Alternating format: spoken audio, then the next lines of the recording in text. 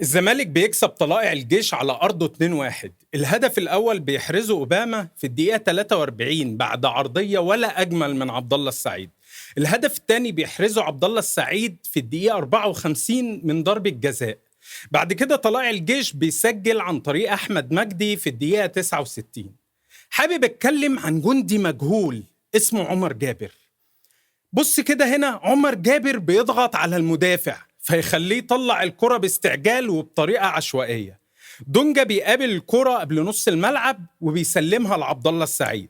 عبد الله السعيد طبعا بيعمل اسكان قبل ما يستلم الكرة وبيهوش ويديها لعمر جابر.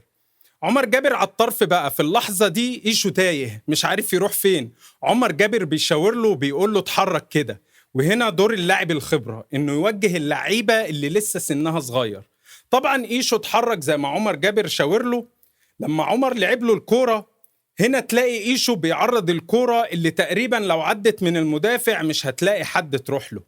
ايشو بيضغط مع المدافع وبيرجع تاني لعمر جابر، وعمر جابر بيديها لعبد الله السعيد. عبد الله السعيد بيعدل يعمل سكان وبعدين يرفع لأوباما اللي بيلمسها براسه وبتدخل في المرمى.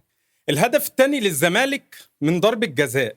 الغريبة هنا مش هو الفاول اللي جه منه ضربة الجزاء، الغريبة ان حارس المرمى اصلا بيعترض على ضربة الجزاء.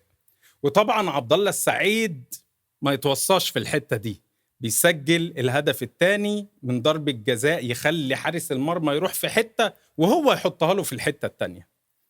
الهدف الأول بقى اللي دخل في مرمى الزمالك، أول الهجمة اللي جه منها الهدف، بغض النظر عن إن إيشو نص ملعب محاور، معرفش إيه اللي جابه هنا أصلا.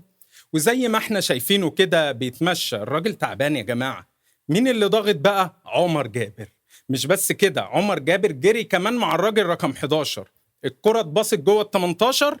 شايفين طبعا هنا ايشو فين؟ ايشو بيتمشى.